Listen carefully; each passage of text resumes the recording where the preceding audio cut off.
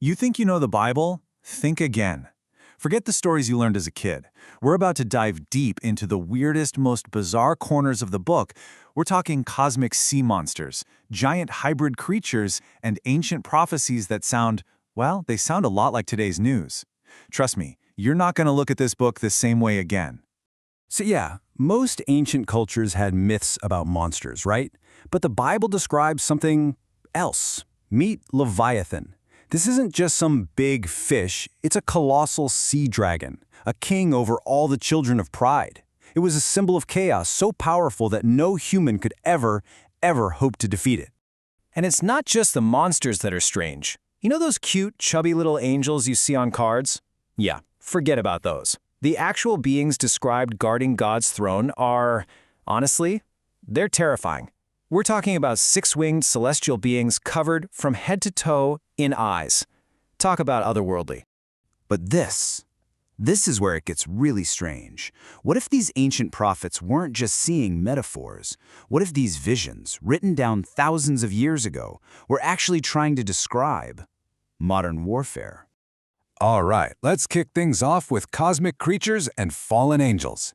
And we're starting with two beasts straight out of the book of Job, described by God himself as the ultimate symbols of untamable power. First on the list, Behemoth. Now, you'll hear people say, oh, it's probably a hippo or an elephant. But come on, the Bible says its tail is like a massive cedar tree, and its bones are like tubes of bronze. This is no ordinary animal. This is the ultimate force of nature on land. And if Behemoth is the king of the land, Leviathan is the undisputed ruler of the sea. Imagine a gigantic sea dragon whose scales are so tough that swords and spears are basically useless, like pieces of straw. Oh, and did I mention? Yeah, it breathes fire. So what's the deal with these incredible monsters? Well, they're not just campfire stories. God uses these two creatures, one on land, one in the sea, to show us the raw, untamed power of creation itself, a power that only He has any control over. But weird beasts are just the beginning. Things take an even stranger turn when we start talking about the Nephilim. According to the book of Genesis, way back before the Great Flood, a group of fallen angels came down to earth and had children with human women. Fast forward a few centuries, and this story comes roaring back. When the Israelite spies went to check out the Promised Land, they came back completely terrified. Why? They said the people there made them feel like grasshoppers. They weren't just talking about tall guys, they were convinced they had found the actual descendants of the Nephilim, literal supernatural giants. And get this leads to a really fascinating and kind of creepy idea about where demons come from. According to some ancient Jewish beliefs, demons aren't the fallen angels themselves. No, they're the disembodied spirits of the Nephilim. When these hybrid giants were wiped out in the flood, their spirits were trapped here on Earth, becoming these evil forces. All right, next up, we're shifting from strange beings to a strange event, the Tower of Babel. And believe me, there's a cosmic twist to this story that you probably didn't learn in Sunday school. So we all know the basic story, right? People tried to build a tower up to heaven. But that's not quite right. Scholars think this was a ziggurat, a temple. But here's the kicker. They weren't building it to worship God. The text says they were building it to make a name for themselves. It was a giant monument to how great they thought they were. And God's reaction was way more intense than just mixing up their languages. There's this wild passage in Deuteronomy that gives us a shocking detail. When God scattered the people, He actually put them under the authority of lesser spiritual beings, the sons of God. He basically handed the nations over to these corrupt powers, who would eventually become the pagan gods they worshipped. Okay, let's jump from the ancient past straight into the future, with the insane visions from the prophet Daniel. He had this dream about 4 bizarre beasts, and each one represented a massive, world-dominating empire that was still to come.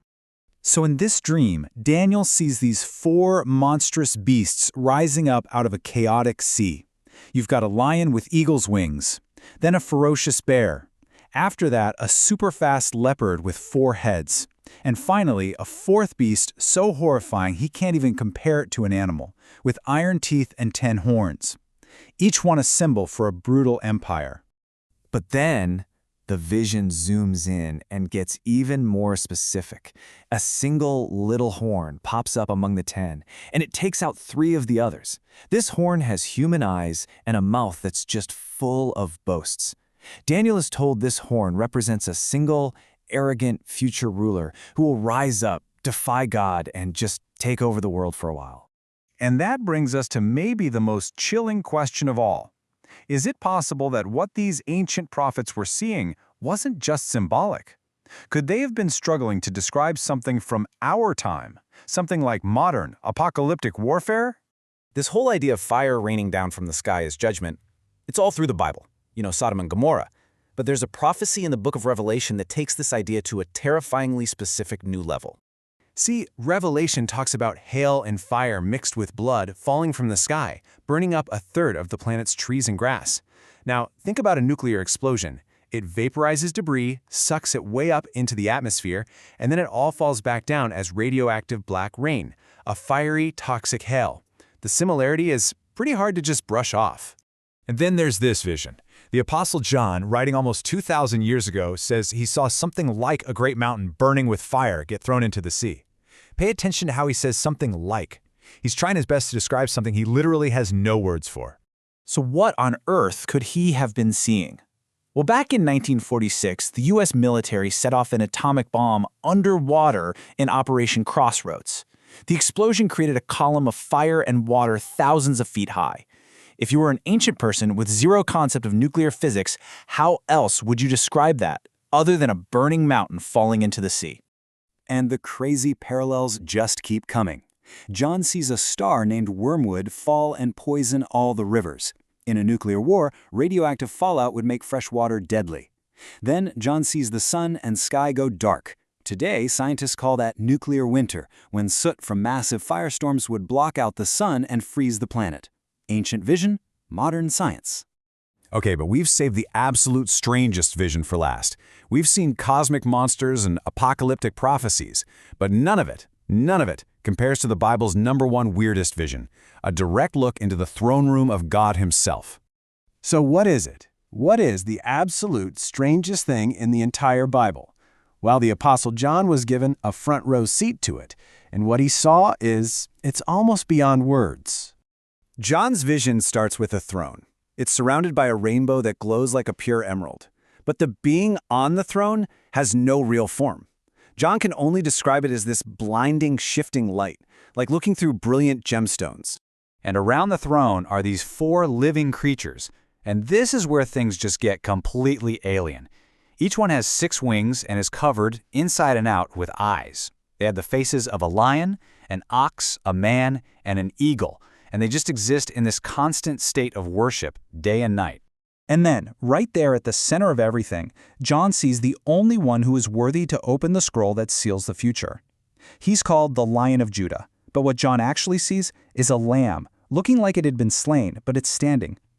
This lamb has 7 horns, for perfect power, and 7 eyes, for perfect knowledge.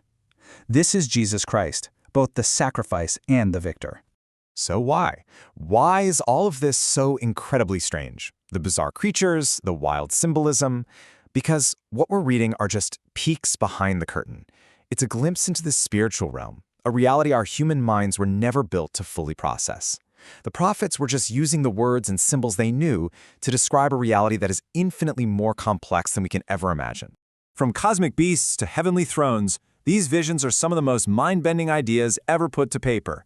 If you enjoyed getting weird with us and exploring these mysteries, do us a huge favor and hit that like button, and definitely subscribe for more deep dives into the world's most fascinating subjects. But now I want to hear from you. We've barely even scratched the surface. What is the single weirdest story or vision you've ever read in the Bible? Drop it in the comments below. Who knows, we might just turn it into our next explainer. Thanks for watching.